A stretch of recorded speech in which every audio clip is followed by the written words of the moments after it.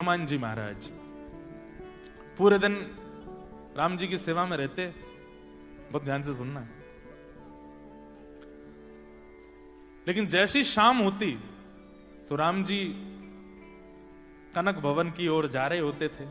पूरे दिन रहते बानरों के बीच में, सभा के बीच में, प्रजा के बीच में, लेकिन संध्या में तो वो फिर अपनी गृहिणी के पास और फिर निज जीवन जीते हैं जो बहुत प्राइवेट है, प्राइवेसी रहती है वहां पे।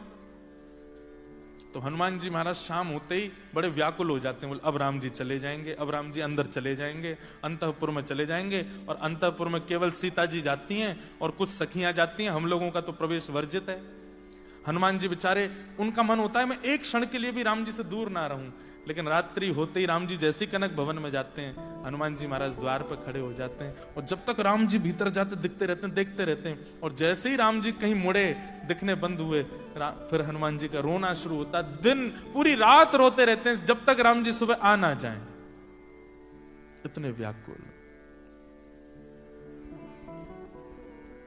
एक दिन हनुमान जी महाराज राम जी से बोले, भगवान आप रात्रि में हमको सेवा में ले चला कीजिए, हमको भी ऐसी कोई योग्यता दीजिए कि हम भी आपके अंतःपुर में जा सकें।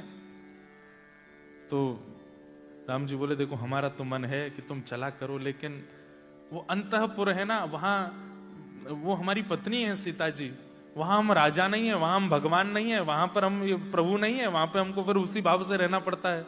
तो इसलिए वहां बहुत सीमित लोग ही जाते हैं। हनुमान जी बोले, मैं उस रूप में भी आपको प्रभु ही मानूंगा, आप मुझे ले चला करो। बोले इसकी आज्ञा सीता जी देंगी, उनसे ही लो, हम हमारे वश में नहीं है अंदर का काम। सब पतियों की लगभग ऐसी स्थिति है। बाहर की आज्ञा तो सब दे सकते हैं, पर भीतर की आज्ञा तो पत्नी ही दे सकती है घर के।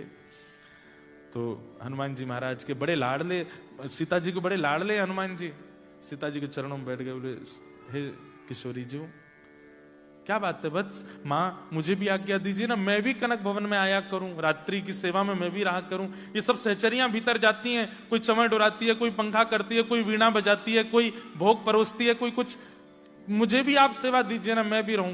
तो सीता जी बोली, कितना अनुचित लगेगा, इतनी सखियों के बीच में एक बानर डोला है, ऐसे नहीं चलेगा।